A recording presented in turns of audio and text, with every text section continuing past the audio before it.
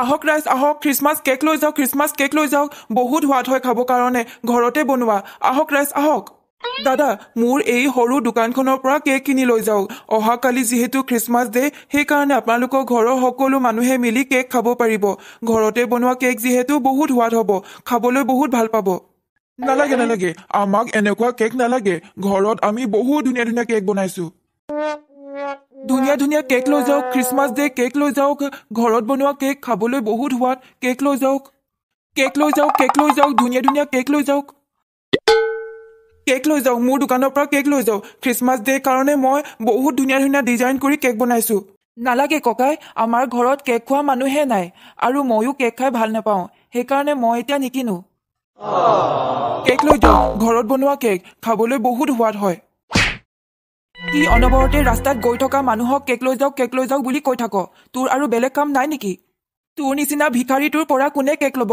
কোনে কেক ল'ব ইয়াত আৰু এনেকে বিক্ৰী কৰি নাথাকিবি মইনো কি ভুল কাম কৰিলো আজি যিহেতু খ্ৰীষ্টমাছ ডে সেইকাৰণে কেৱল কেকহে বিক্ৰী কৰিছো যাতে কেক লৈ ঘৰৰ সকলোৱে মিলি খাব তেতিয়া আজিৰ দিনটো বহুত ভাল লাগিব মা দেতা কেতিয়া আহিব মোৰচোন দৰব খাবলৈ সময় হৈ গ'ল আৰু দেতা দৰব আনিলেহে মই খাব পাৰিম আৰু দৰব খালেহে মই চকুৰে দেখিব পাৰিম দেতা কেতিয়া আহিব আহিব ৰবাচোন দেতা এতিয়া কেক বিক্ৰী কৰিবৰ কাৰণে গৈছেহে বজাৰত কেক বিক্ৰী হোৱাৰ লগে লগে ফাৰ্মাচীৰ পৰা দৰব কিনিব তাৰ পিছতহে ঘৰত আহিব আজিচোন এটাও কেকে বিক্ৰী কৰিব নোৱাৰিলো ভাবিছিলো আজিৰ দিনটোত বহুত কেক বিক্ৰী হ'ব কিন্তু এটাও কেকে আজি বিক্ৰী নহ'ল আৰু আজি পইচা নাপালে মই ল'ৰাটোৰ কাৰণে কেনেকে দৰব কিনিম দুখীয়া মানুহৰ জীৱনত সদায় দুখেই হৈ থাকে আজি মানুহজন ইমান দেৰিলৈকে ঘৰলৈ অহা নাই জানো পাই কি কৰিছে বজাৰত আৰু কেকবোৰ বিক্ৰী হ'ল নে নাই হোৱা তাৰো ঠিকনা নাই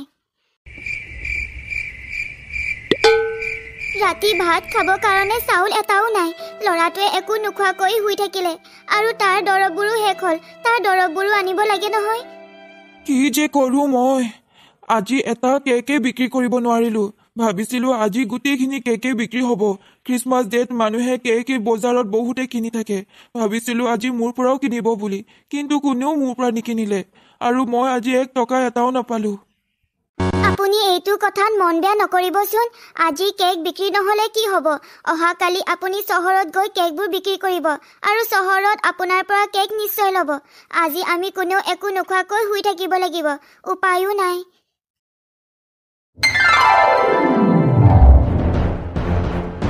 হে ভগৱান এয়া কি হৈ গ'ল গোটেই কেকবোৰতে দেখোন নিগনিয়ে যদি কেকবোৰ খালে তেনেহ'লেচোন এইবোৰ আমি বিক্ৰী কৰিবই নোৱাৰিম কি হ'ব এতিয়া এইবোৰ বজাৰত বিক্ৰী কৰিব নোৱাৰিলে আমি কেনেকে পইচা পাম আৰু ল'ৰাটোৰ কাৰণে কেনেকে আমি দৰব কিনিম কেনেকে ঘৰৰ কাৰণে খাব কাৰণে চাউল কিনিম এয়া কেৱল মোৰ লগতে হয় কেৱল মোৰ লগত ভগৱানে কিয় মোক ইমান কষ্ট দিছে কিয় ইমান দুখ দিছে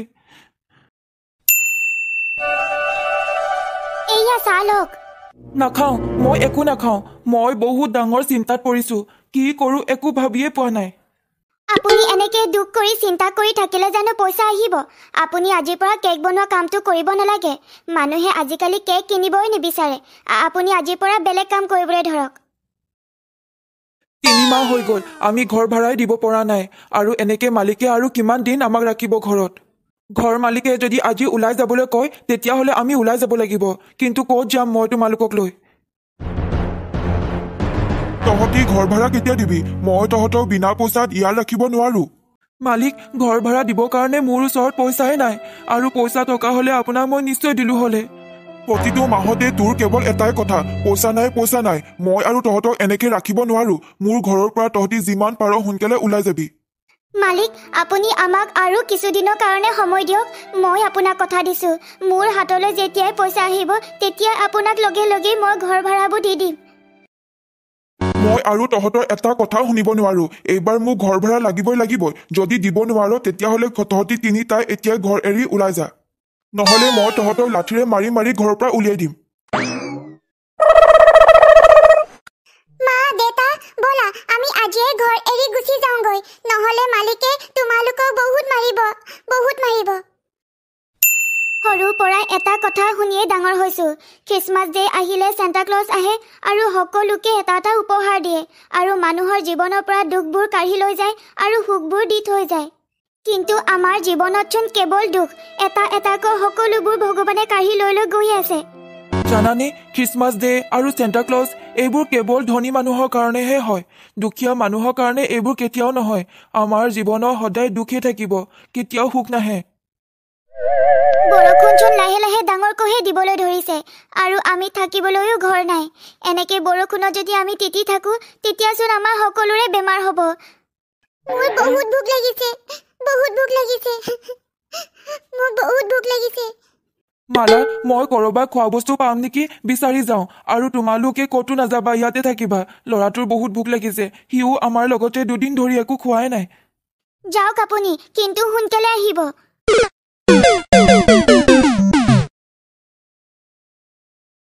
এইটোচোন এটা আপেল, কিন্তু কোনেবা ইয়াত পেলাই থৈ গ'ল।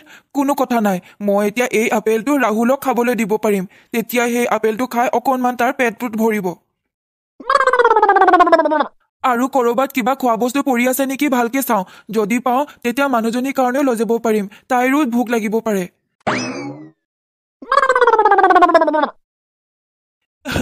এয়াচোন 10 টকা। এই 10 টকাৰে মই মোৰ ল'ৰাটোৰ কাৰণে বিস্কুট পেকেট এটা কিনিব পাৰিম আৰু সি সেইটো খালে পেটটো ভৰিব।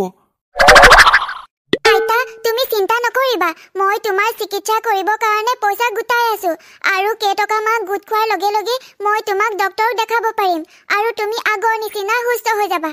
সেই মানুহজনে হাতত পইচা লৈ আছে, চাগে মানুহজনৰ বহুত পইচা আছে। ৰবা, মই তোমাৰ চিকিৎসাৰ কাৰণে কিছু টকা ভিক্ষা খোজো। মোৰ আইতাৰ গাটো বহুত বেয়া। ডক্তৰক যদি মই দেখাব নোৱাৰো তেতিয়া আইতাই আমাক এৰি গুচি যাবগৈ আৰু ডক্তৰক দেখাবলৈ বহুত পইচা লাগে। সেইকাৰণে মই সকলো মানুহৰ পৰাই কম কম পইচাৰে এনেকে খুজি আছো। আপুনিও কিছু টকা দিয়ক, তেতিয়া আইতাৰ চিকিৎসা কৰিব পাৰিম। যদি আপুনি মোৰ আইতাৰ কাৰণে অলপমান পইচা দিয়ে তেতিয়া মোৰ আইতাক ডক্তৰক দেখুৱাব পাৰিম আৰু আইতা সদায় মোৰ লগত থাকিব। আপোনাক আমি সদায় আশীৰ্বাদ কৰি থাকিম। কিন্তু মোৰ ওচৰত কেৱল 10 টকাহে আছে আৰু খাবলৈ এটা আপেলহে আছে। কোনো কথা নাই, আপুনি আজি মোক 10 টকা দি সহায় কৰিব আৰু অহাকালি আপোনাক ভগৱানে 1000 টকা আৰু লাখ টকা দি আপোনাক সহায় কৰিব। মা, দেউতা কেতিয়া আহিব? দেউতাই কৈছিল যে খোৱা বস্তু কিবা বিচাৰি যাওঁ বুলি। মোৰ বহুত ভোক লাগিছে, দেউতা কেতিয়া আহিব? আহিব, ৰবা, সোনকালে আহিব। এয়া লোৱা মিঠাই, আৰু ইয়াত আছে কাপোৰ আৰু পইচা। কিন্তু আপোনালোক কোন হয়? মই আপোনালোকক চিনি পোৱা নাই আৰু এইবোৰ কিয় দিছে আমাক? আমি হৈছো খ্ৰীষ্টান ধৰ্মী লোক আৰু আজি যিহেতু খ্ৰীষ্টমাছ ডে, সেইকাৰণে আমি সকলো মানুহকে খোৱা বস্তু, কাপোৰ আৰু পইচা বিলাওঁ আৰু তোমালোককো দেখিলো, সেইকাৰণে তোমালোককো আমি দি যাওঁ বুলি ভাবিলো। আপোনালোকলৈ অশেষ ধন্যবাদ, কাৰণ আমি 2 দিন ধৰি একো খোৱাই নাই। খাবলৈ আমাৰ ওচৰত একো বস্তুৱে নাই আৰু খোৱা বস্তু কিনিবৰ কাৰণেও আমাৰ ওচৰত পইচা নাই। আপুনি যে এইখিনি যাচিছে তাৰ বাবে অশেষ ধন্যবাদ।